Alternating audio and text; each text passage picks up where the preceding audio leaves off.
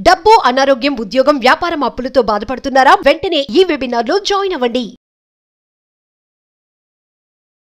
Hi hello నమస్తే, welcome back to Suman TV. ప్రస్తుతం మనతో పాటు ఉన్నారు ఎడ్యున్ కెరియర్ గైడెన్స్ డైరెక్టర్ వేణుగోపాల్ గారు. సార్తో మాట్లాడదాం. నమస్తే సార్. నమస్తే మేడం. సార్, ఇప్పుడు అమెరికాలో ఉన్నటువంటి మన ఇండియన్ సాఫ్ట్వేర్స్ పరిస్థితి ఎలా ఉంది? మన ఐటీ జాబ్స్ అసలు ఉంటాయా పోతాయా అంటే మీ అనాలైసిస్లో ఏం చెప్తారు సార్? మేడం, ఇప్పుడైతే ట్రంప్ అయితే అడ్మినిస్ట్రేషన్ అయితే స్టార్ట్ అయిపోయింది. మనకి జనవరి నుంచి ఆయన ప్రెసిడెంట్గా ప్రమాణ స్వీకారం చేసిన తర్వాత అమెరికాలో పెనుమార్పులు వస్తాయని చెప్పాలి. ఎందుకంటే డొనాల్డ్ ట్రంప్ అనే వ్యక్తి బిజినెస్ ఫ్రెండ్లీగా ఉంటాడు అండ్ ఇమ్మిగ్రెంట్ యాంటీగా ఉంటాడు. ఈ రెండు విషయాలను గమనించినప్పుడు H1B మీద ఎవరైతే అక్కడ ఉన్నారో వీళ్ళకైతే తిప్పలు తప్పవు మేడం. ఎందుకు అంటే ఇంతకుముందు ప్రీవియస్ అడ్మినిస్ట్రేషన్లో కూడా వాళ్ళందరినీ ముప్ప తిప్పలు పెట్టి 3 చెరువులు నీళ్లు తప్పించాడు ఆయన. ఆయన యొక్క కాన్సెప్ట్ ఏంటి అంటే ఇమ్మిగ్రెంట్స్ వచ్చారా, మనకి ఇక్కడ ఇన్వెస్ట్ చేశారా, వెళ్ళిపోయారా అంటే బాగా టాలెంట్ ఉన్నటువంటి వాళ్ళని తప్పనిస్తే ఎవ్రీ 1 ఇయర్కి ఒకసారి ఇప్పుడు ఏమైపోద్ది అంటే మేడం, ఒక ఫ్యామిలీగా అక్కడ పోయి ఉంటారు, పిల్లల్ని చదివించుకుంటూ ఉంటారు అనమాట. అంటే ఇప్పుడు మన ఈ జనరేషన్, యంగ్ జనరేషన్ ఎవరైతే ఉన్నారో 25, 30, 35లో ఉన్నటువంటి వాళ్ళందరూ కూడా నిరంతరము ఈ వీసా యొక్క స్ట్రగుల్లోనే వాళ్ళ జీవనాన్ని నెక్స్ట్ 4 ఏళ్ల పాటు గడపాల్సిన పరిస్థితి అయితే ఉంది. ఇప్పుడు మాకు తెలిసినటువంటి ఎంతోమంది మిత్రులు, లేకపోతే మాకు తెలిసినటువంటి ఫ్రెండ్స్ వాళ్ళ పిల్లలందరూ ఇక్కడ కూడా వాళ్ళు ఈఎంఐలు తీసుకొని ఇల్లు కొనుక్కొని ఉంటారు, అదేవిధంగా కారు కొనుక్కొని ఉంటారు, పిల్లలను చదివించుకుంటూ ఉంటారు. వాళ్ళంతా కూడా ఒక రకంగా చెప్పాలంటే డిస్టర్బ్ అయిపోయినటువంటి పరిస్థితి. ఎవరైతే అక్కడ గ్రీన్ కార్డ్ హోల్డర్స్ ఉన్నారో వాళ్ళ వరకు మేలే మేడం, వాళ్ళకి ఎటువంటి ఇబ్బంది లేదు. ఎవరైతే H1B మీద ఉన్నారో, లేకపోతే డిపెండెంట్ వీసా మీద ఉన్నారో, L1 మీద ఉన్నారో, స్పౌస్ జాబ్ చేసుకునే దానికి అవకాశం ఇవ్వద్దని చెప్పేసి ఈయన ఒక పాలసీ పెట్టుకుంటాడు. అట్లా తీసుకున్నప్పుడు ఈయన అడ్మినిస్ట్రేషన్లో మాత్రం అక్కడ ఉన్నటువంటి వాళ్ళందరికీ కూడా ఇబ్బందికరమైనటువంటి సిచ్యువేషనే. కానీ ఇప్పుడు మీరు అన్నారు కదా, అక్కడ సాఫ్ట్వేర్ ఉద్యోగాలు ఉంటాయా పోతాయా అనేది, ఇది ఒక్క ట్రంప్ మీద ఆధారపడి ఉండదు మేడం. ఎందుకంటే ఆర్టిఫిషియల్ ఇంటెలిజెన్స్ వల్ల లక్షలాది ఉద్యోగాలు ఒకవైపు పోతూ ఉన్నాయి. కానీ ట్రంప్ రావడం వల్ల ట్రంప్ ఏమంటున్నాడంటే ఇప్పుడు ఈయన కొన్ని విషయాలకు వ్యతిరేకంగా ఉంటాడు. ఫర్ ఎగ్జాంపుల్, ఇప్పుడు ఉదాహరణకి ఉక్రెయిన్కి బిలియన్స్ ఆఫ్ డాలర్స్ అమౌంట్ అనేది మన అమెరికా అనేది స్పెండ్ చేస్తూ ఉంది. అదేవిధంగా మన ఇజ్రాయెల్కి కూడా స్పెండ్ చేస్తూ ఉందన్నమాట. పర్యావరణ పరిరక్షణ కోసం కొన్ని వేల డాలర్స్, లక్షల డాలర్స్ వీళ్ళు స్పెండ్ చేస్తూ ఉంటారు అనమాట. ఇటువంటి ఫండ్ మొత్తాన్ని అమెరికా యొక్క మార్కెట్స్లోకి తీసుకొచ్చి అమెరికా వెల్ఫేర్ కోసం ఖర్చు పెట్టాలనేటువంటిది ట్రంప్ యొక్క ప్రధానమైనటువంటిది. దీనివల్ల ప్రాజెక్ట్స్ పెరిగి ఉద్యోగ అవకాశాలు పెరగతాయని చెప్పేసి ఒక సెక్షన్ ఆఫ్ పీపుల్ అయితే బలంగా చెప్తున్నారు. ఇప్పుడు సపోజ్ ఒక కంపెనీ ఉంది మేడం, వాళ్ళు H1B వీసాలో సపోజ్ ఒక 100 ఉన్నాయనుకుందాం ఫర్ ఎగ్జాంపుల్. ఈ 100 మెంబర్స్ ఉన్నటువంటి రిక్వైర్మెంట్ కాస్త తనకి 500 మెంబర్స్ రిక్వైర్మెంట్ ఉందనుకోండి, ఆబ్వియస్గా H1Bలు ఎక్కువ ఇష్యూ చేస్తారు. ఎందుకంటే వాళ్ళకి ఎప్పుడైతే ప్రాజెక్ట్స్ ఉంటాయో వీళ్ళకి H1B వీసాలు కూడా ఆటోమేటిక్గా ఇంప్రూవ్ అయ్యేది ఉంటుంది. కాకపోతే ఒకటే ఉంటుంది, టెక్నికల్ ఛాలెంజ్ ఏంటంటే వాళ్ళు చిన్న విషయాన్నైనా పెద్ద రిజెక్షన్స్ ఎక్కువ పడతాయి. H1B లాటరీ వేసినప్పుడు రిజెక్షన్స్ ఎక్కువ వస్తాయి అనమాట. 21%, 22% రిజెక్షన్స్ పడినప్పుడల్లా ఏంటంటే మళ్ళీ వాళ్ళు లాటరీ కోసం ప్రయత్నం చేయాల్సి ఉంటుంది. కొత్త టెక్నికల్ ప్రాసెస్ ఉంటుంది తప్ప ఓవరాల్గా అమెరికన్ ఎకానమీ మనకి పరుగులు తీసేటువంటి అవకాశం ఉంది. ఎందుకంటే అమెరికాలో ఎప్పుడైతే పెట్టుబడి పెడితే ప్రాజెక్ట్స్ మీద ఎక్కువ వస్తాయి. ఎందుకంటే వాళ్ళు ఇంట్రెస్ట్ రేట్స్ తగ్గించినప్పుడు సహజంగా వాళ్ళు ఎక్కువ మనీని లెండ్ చేసుకొని, ఎక్కువ మనీని తీసుకొని బ్యాంక్స్ దగ్గర నుంచి కొత్త ప్రాజెక్ట్స్ అనేవి స్టార్ట్ చేస్తారు. తద్వారా ఇప్పుడు ఉన్నటువంటి ఏదైతే ఫర్ ఎగ్జాంపుల్ ఇప్పుడు 100 జాబ్స్ ఏదైతే ఉన్నాయో అవి 200 జాబ్స్ వరకు పెరుగుతాయనేటువంటి అంచనాలు అయితే ఇప్పుడు ఉన్నాయి. దానివల్ల అమెరికన్ ఎకానమీ ఎప్పుడైతే బూస్ట్ అవుతుందో తద్వారా ఉపాధి అవకాశాలు, అదేవిధంగా సాఫ్ట్వేర్ ప్రాజెక్ట్స్ కూడా పెరుగుతాయి.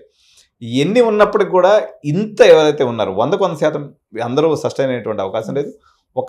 ఇప్పుడున్నటువంటి దాని మీద డబల్ మెరుగుదలే ఉంటుంది తప్ప ట్రంప్ వల్ల టెక్నికల్గా ఇబ్బందులు, H1B వీసా విషయంలో ఇబ్బందులు, వాళ్ళకి డిపెండెంట్గా ఉండేటువంటి వాళ్ళ విషయంలో ఇబ్బందులు, ఇటువంటి టెక్నికల్ ఇబ్బందులు ఉంటాయి తప్ప ఓవరాల్గా ఉపాధి అయితే మాత్రం పెరుగుతుంది తప్ప తగ్గిపోయేటువంటి అవకాశం ఏం లేదు మేడం. ఆల్రెడీ AI వల్ల లే ఆఫ్స్ వస్తున్నాయని మనం వింటూనే ఉన్నాం సార్. ఇప్పుడు ట్రంప్ రావడము అంటే ఈ రెండు ఒకేసారి యాడ్ అవ్వడంతో ఏం ప్రాబ్లం లేదని అంటారా మీరు జాబ్స్కి? అంటే యాక్చువల్గా ఏమైందంటే మేడం, అమెరికా యొక్క స్పెండింగ్ అనేది ఏదైతే ఉంటుందో చాలా డైవర్సిఫైడ్ సెక్టార్లో ఉంటుంది అనమాట. ఈయన బిజినెస్ ఫ్రెండ్లీ కావడం వల్ల ఇప్పుడు అమెరికన్ కంపెనీస్కి ప్రాజెక్ట్స్ రూపంలో, ఫండ్స్ రూపంలో ఇబ్బంది లేకుండా చేస్తాడు. ఎందుకంటే ఇలాన్ మస్క్ ఎవరైతే ఉన్నాడో ఆయన్ని కూడా ట్రంప్ అడ్మినిస్ట్రేషన్లో తీసుకొని అమెరికాని ప్రపంచంలో కల్లా గ్రేట్గా చేయాలనే కాన్సెప్ట్తో అన్ని కంపెనీస్కి ఫండ్స్ ఫ్లో పెరుగుతుంది, అదేవిధంగా ప్రాజెక్ట్స్ కూడా పెరుగుతాయి. కాబట్టి తద్వారా ఉపాధి అవకాశాలు పెరుగుతాయి తప్ప నష్టం లేదు.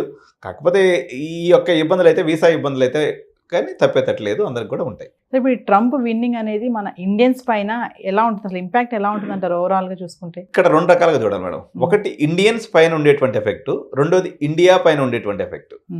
సో ఇండియన్స్ పైన ఓవరాల్గా తీసుకున్నప్పుడు న్యూట్రల్ ఎఫెక్ట్. అంతకుముందు మామూలుగా అనుకున్నాం కానీ నెగిటివ్ అవుతుంది అనేటువంటి కొన్ని అంచనాలు ఉన్నాయి, కానీ పెద్దగా నెగిటివ్ జరగకపోవచ్చు.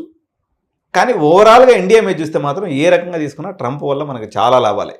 ఎందుకంటే ఓవరాల్గా ఇండియన్ ఎకానమీ డెవలప్ అవ్వాలి అన్నట్లయితే మనకి నియరెస్ట్ కాంపిటేటర్ వచ్చేసి చైనా మేడం. అతనికి చైనా అంటే సుతరాము పడదు. దీనివల్ల మనకు అనేక రకాలైనటువంటి విడిభాగాలు, ఓఈఎంస్ అంటారు అనమాట. ఓఈఎంస్ అంటే విడిభాగాల సప్లై ఏదైతే ఉందో దీనికి సంబంధించినటువంటి వేలాది ప్రాజెక్ట్స్ ఇండియాకి వచ్చేటువంటి అవకాశం ఉంది.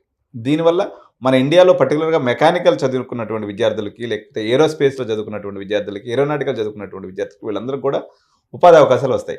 కానీ వేరే సాఫ్ట్వేర్ పరంగా తీసుకున్నప్పుడు కొంత ఇబ్బంది. ఎందుకంటే ఈయన ట్యాక్స్ అనేది ఇంపోర్ట్స్ మీద విపరీతంగా పెంచుతానని అంటున్నాడు. ఈ ట్యాక్స్ ఇప్పుడు మనం తయారు చేసేటువంటి సాఫ్ట్వేర్లో దాదాపు 70% సాఫ్ట్వేర్ ఎక్స్పోర్ట్ టు అమెరికా అనమాట.